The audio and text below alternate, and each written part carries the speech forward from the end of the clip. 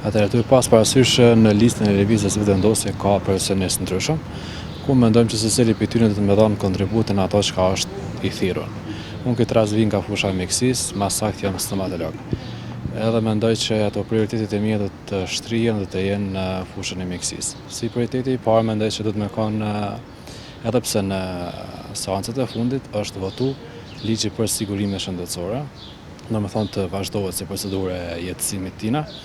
Si prioritet i dytë mendoj që duhet të jetë shkurtimi i listave të pritjeve të shërbimeve ndryshme mjekësore. Edhe e treta mendoj që mundem me qenë shtimi i shërbimeve stomatologjike në qendra të ndryshme familjare në Kosovë. Atë sa do të më japet mundësia pe pozitës së deputetit po. Tash për kësaj pozite nuk mundem me dhënë premtime ashtu, për shkak se jemi ende në gazë zgjedhore, po nëse vetëm arrit jem pjesë e Kuvendit të Republikës Kosovë, atëherë mendoj që duhet të jap kontribut mjaftueshëm për ato që po shkoj. Po mendoj që puna që kam bërë deri tash, që vazhdoj me bë si mjek, si stomatolog, mendoj që ma bën një dallim prej tjerëve. Duhet pas parasysh pacientët tanë që vinë, tregojnë për hallet, për problemet e tyre, po ashtu edhe do të më bëhet trajtimi i tyre.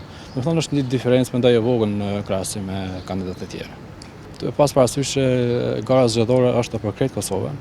Atëherë dhe kërkesat e tyre nuk janë gjithmonë të njëjta, ato problemet e njëjta.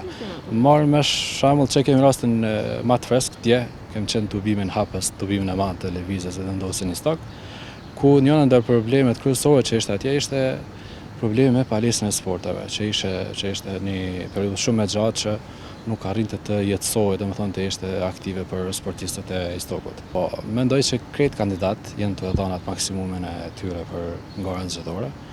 Edhe me ato çka jam të pa nëpër terren të bë deri tash në fushat, mendoj që do të jem pjesë e Kuvendit të Republikës Kosovës. Mesazh për votuesit do të kishte më qenë që ka me tentu me ka në zonë i tyre në Kuvendin e Republikës Kosovës. Atëherë po ndërlidhemi me përgjigjen paraprake, mendoj që të jetësohet ajo kërkesa e secilit prej votuesve edhe falënderimin ndaj tyre. Pse duhet me votu Albin Kurtin? Albin Kurti është kryeministri i vetëm që përkrah çdo shtresë të njerëzve. Kemi bëjmë me pjesën e fundit që ka pas shtesa për student, shtesa për nanat lehona, shtesat për pensionistët, domethënë i përkrah çdo shtresë të shoqënisë.